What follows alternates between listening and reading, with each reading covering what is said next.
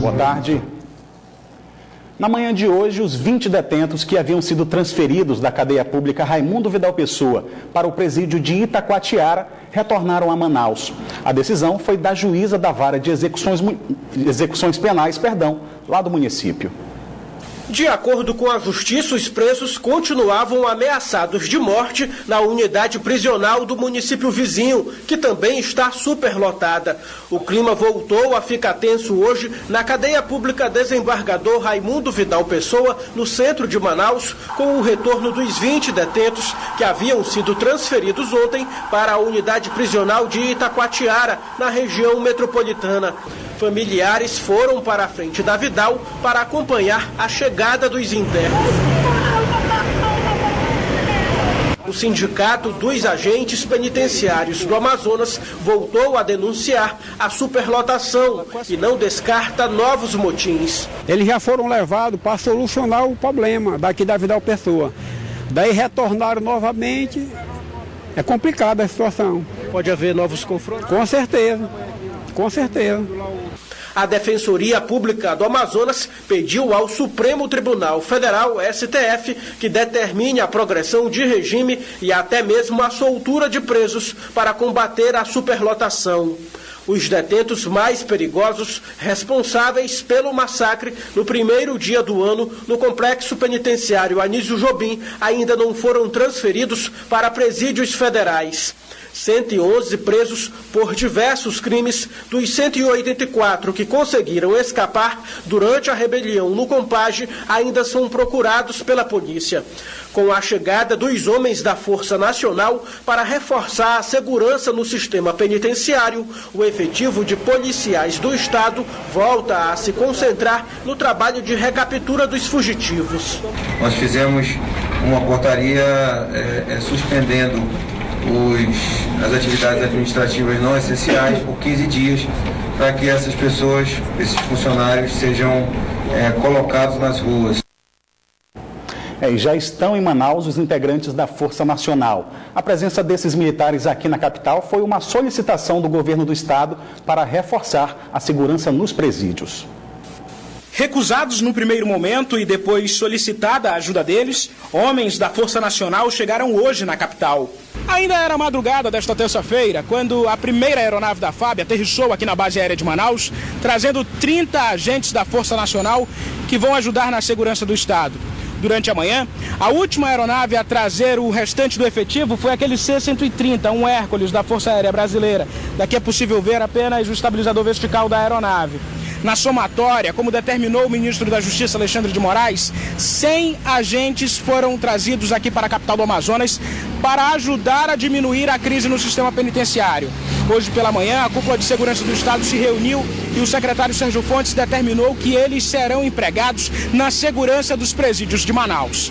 Hoje pela manhã, a Cúpula de Segurança Pública do Amazonas se reuniu e decidiu que a Força Nacional vai reforçar a segurança nos presídios de Manaus. O efetivo não poderá substituir a função de polícia penitenciária, mas também deve ajudar na recaptura de fugitivos na região. O reforço começa a atuar a partir de amanhã.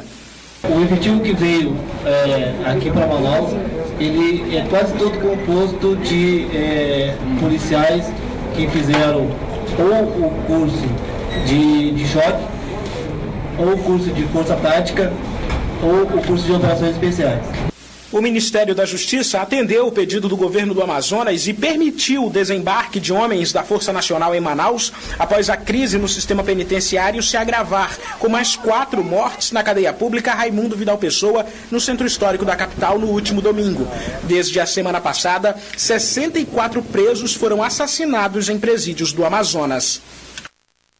E também na manhã de hoje, militares do policiamento especializado da PM, com apoio do Exército, Polícia Civil e da Secretaria de Administração Penitenciária, fizeram uma revista no regime semiaberto lá do Compage. A revista teve início por volta das 6h30 da manhã. A operação faz parte das medidas de contingência do governo do Amazonas para retomar a ordem no sistema prisional de Manaus. A inspeção, que durou mais de 3 horas, contou com uma revista minuciosa nos 3 pavilhões da unidade e nas áreas verdes. Militares do Exército utilizaram detectores de metal em busca de materiais proibidos.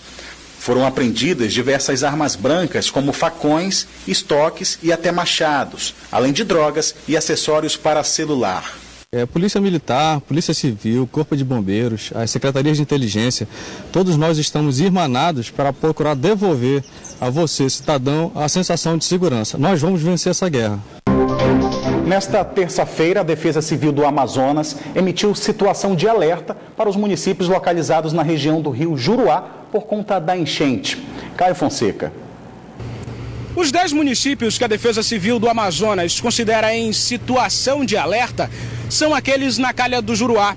As cidades estão em processo natural de enchente, mas a região ultrapassou a cota de alerta e apresenta um volume de chuvas acima da média para o período. A Defesa Civil do Estado tem orientado as prefeituras desses municípios que façam logo um levantamento diante das previsões climatológicas para verificar quantas pessoas podem ser atingidas com a cheia deste ano. A situação de alerta é um estágio que antecede a situação de emergência e foi emitido para os municípios de Guajará, Juruá, Irunepé, Itamaraty, Ipixuna, Invira e Carauari. As previsões meteorológicas para a região, conforme o Sistema de Proteção da Amazônia, o CIPAM, apresentam chuvas acima do padrão neste período na calha do Juruá. Caio Fonseca, para o Band Cidade. Vamos então conferir a previsão do tempo para esta quarta-feira em Manaus e também em alguns municípios do interior do estado. Em Manaus, o tempo fica encoberto com chuva. As temperaturas variam entre 25 e 28 graus. Em Carauari, o sol aparece entre nuvens com chuva fraca, mínima de 25 e a máxima não passa dos 30 graus. Em Envira, o tempo fica encoberto com chuva. As temperaturas variam entre 24 e 28 graus. Em Presidente Figueiredo, o tempo fica encoberto com pouca chuva, mínima de 25 e a máxima 28 graus. Uma prática que se tornou comum entre os brasileiros é levar o alimento de casa para não ter que comer qualquer coisa na rua. Mas especialistas alertam que é preciso ter cuidado ao manusear e tratar o alimento antes de consumir. Os produtos perecíveis são a principal porta de entrada para infecções e intoxicações alimentares. Dias e a mesma rotina para esta jornalista. Antes de ir ao trabalho, ela coloca 4 das 6 refeições que faz na bolsa térmica.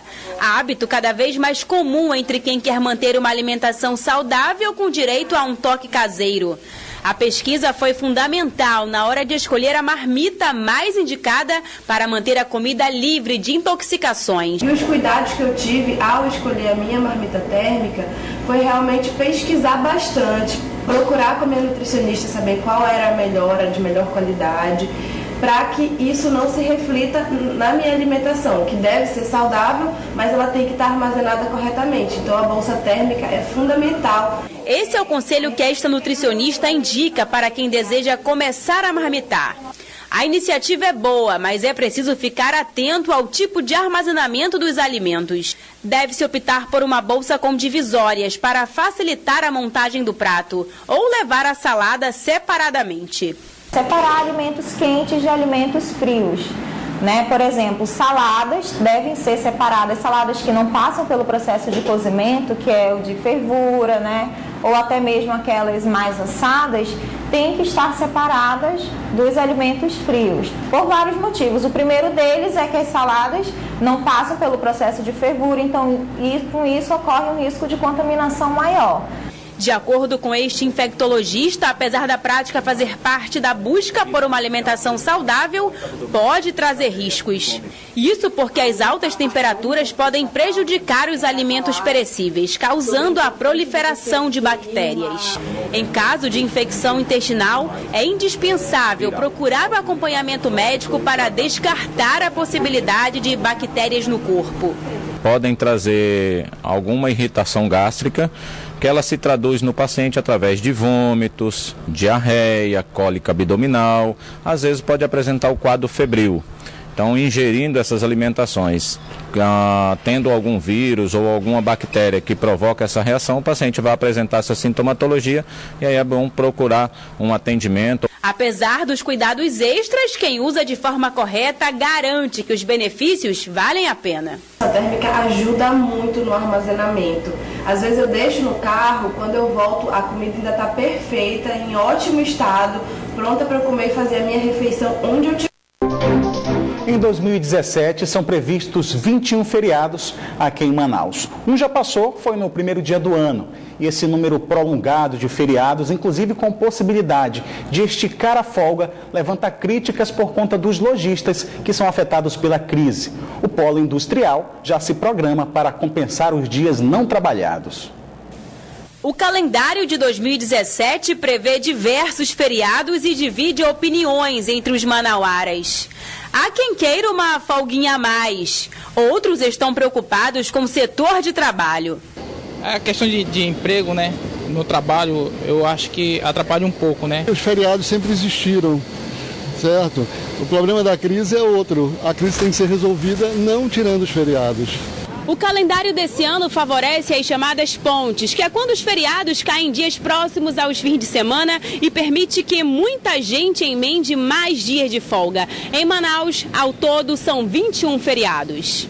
De acordo com a Fé Comércio, a paralisação das linhas de produção deve custar ao país cerca de 66 bilhões de reais, o que afeta também o Amazonas. Para o presidente do sistema, os impactos gerados pelos feriados são a longo prazo e prejudicam a economia do estado. Redução da produção, de um modo geral, das vendas e, por via de consequência, redução do PIB. O PIB cresce menos. Terceiro, reduz também a coleta de tributos, porque se você não fatura, não gera tributos. A preocupação são com as linhas de produção no distrito. De acordo com a Federação das Indústrias do Estado do Amazonas, compensações devem ser feitas para recuperar a mão de obra durante os feriados prolongados. Apesar dos recursos para evitar prejuízos, o momento é delicado para o país e o impacto será maior no Produto Interno Bruto. Este ano, em termos de número, deveremos ter um prejuízo no PIB, um impacto no PIB de 66 bilhões de reais por conta de feriados esse ano. Devemos ter uma queda também, um impacto negativo na arrecadação em torno de 27 bilhões. Então, isso tudo são recursos que, naturalmente, farão falta para esse momento de tantas dificuldades que nós estamos fazendo no nosso país. O gerente desta loja de calçados, que vive a crise nos últimos 2 anos, prevê um prejuízo de 40% durante os feriados pontes.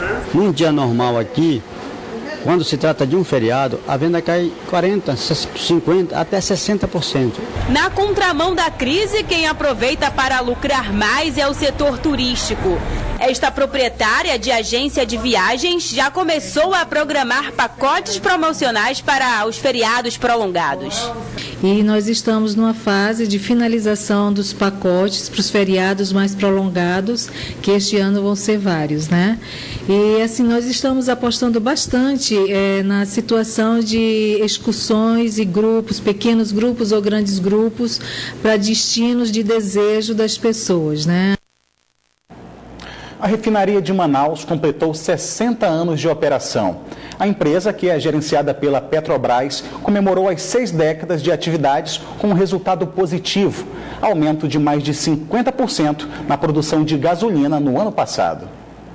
Esta é a única refinaria da Petrobras no norte do Brasil. A história dessa gigante do petróleo, às margens do Rio Negro, começou bem lá atrás, na década de 50, quando o empresário Isaac Sabá conseguiu autorização do governo federal para refinar petróleo na Amazônia. A data oficial do início das operações, 3 de janeiro de 1957. Na ocasião, o presidente da República, Juscelino Kubitschek, participou da inauguração. Na época, a estrutura bem reduzida só conseguia processar 5.000 barris de petróleo por dia. O tempo passou e em 74 a Petrobras assumiu o controle acionário da refinaria, aumentou a estrutura, quadro de funcionários e a capacidade de produção de derivados. A refinaria tem capacidade de processar por dia até 46.000 barris de petróleo. Isso é 818% maior do que há 60 anos, quando tudo começou por aqui. É daqui que saem os derivados para toda a região norte do Brasil e, esporadicamente, para o Peru e também para a Bolívia. principalmente pelo fato dessas cidades que a gente eventualmente abastece, tanto no Peru quanto na Bolívia, elas estarem localizadas mais próximas da nossa fronteira com o Brasil, de cidades que a gente já abastece normalmente. Aqui são produzidos por dia mais de 5 milhões de litros de produtos derivados do petróleo. E há mais que isso para comemorar. De 2015 para 2016, um aumento significativo na produção de gasolina. Esse trabalho foi fruto de um trabalho de otimização interna, então a gente conseguiu aumentar o nosso percentual em volume de produção de gasolina. Do petróleo que chega aqui, 70% vem de Urucu, os outros 30% de várias regiões do país. A REMAN é hoje a empresa que mais contribui em impostos para o governo estadual. Em 2015, como foi mostrado na apresentação, a gente recolheu aí em torno de 1 bilhão e 300 milhões em números aproximados de ICMS, fora os outros impostos e royalties que a Petrobras paga aqui na região. São 60 anos como fonte de energia na Amazônia, 6 décadas como um grande pilar da economia do estado. Voltamos a falar agora sobre a crise nos presídios de Manaus. Hoje à tarde, membros da Comissão de Direitos Humanos da Câmara Federal visitaram o complexo penitenciário Anísio Jobim. Na entrada do complexo penitenciário Anísio Jobim, parentes e familiares dos detentos aguardavam a chegada dos membros da Comissão de Direitos Humanos da Câmara Federal. Desde o dia do massacre, o acesso está restrito ao compage. Ninguém entra para fazer visita ou levar alimentos e material de higiene. Os membros da Comissão de Direitos Humanos da Câmara dos Deputados chegaram acompanhados dos membros da Comissão de Direitos Humanos da OAB e da Pastoral Carcerária da Igreja Católica. O objetivo da comitiva é acompanhar em loco os desdobramentos da rebelião que deixou 56 mortos no compage na semana passada. A intenção é realizar visitas em todos os presídios do Amazonas afetados pelos conflitos entre facções criminosas. Quero ouvir o juiz ainda à tarde, à noite. Eu sei que eu já tenho muitas tarefas daqui. Só a partir do depoimento das famílias, esposa que perdeu o esposo, mães, vós, já me traz muita tarefa. Mas eu tenho que ouvir outra parte para eu falar. A visita vai gerar um relatório que vai servir de base para denunciar possíveis omissões, maus tratos e até negligências ocorridas durante a rebelião e a fuga dos detentos no último dia 1º de janeiro. Esta é a terceira vez que a Coordenação Nacional da Pastoral Carcerária da Igreja Católica vem ao Amazonas. Em 2010 e em 2012, os membros da Pastoral Carcerária visitaram o Amazonas e já haviam constatado uma superlotação nos presídios do estado. Na época, eles também constataram que o Amazonas era recordista no número de presos provisórios sem julgamento. A partir do relatório dessas visitas, foram feitos vários alertas para as autoridades brasileiras, que, segundo a Pastoral Carcerária, nada foi feito. Nós estamos cansados de encaminhar para as autoridades do Brasil. Estamos agora com a mídia internacional para denunciar os fatos aqui. Porque o que nós fizemos em termos de Brasil, não temos nenhum resultado até agora. Como eu falei, o Ministério Público Federal, 3 vezes, presença, entregando em mãos o relatório, e nada foi feito. Agora temos que denunciar, talvez até na Corte Americana. Não tem mais como, esgotamos aqui no Brasil as denúncias.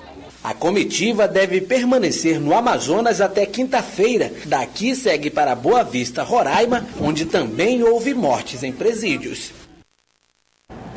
O Band Cidade fica por aqui, mas continua na internet, onde você pode acompanhar outras notícias nas redes sociais Facebook e Twitter da Band Amazonas. E para rever nossas reportagens, acesse youtube.com/Band Amazonas e clique no link vídeos. Você também pode enviar sua sugestão de reportagem para o nosso WhatsApp.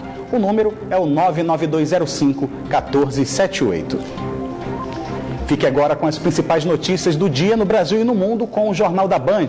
Uma boa noite para você e até amanhã.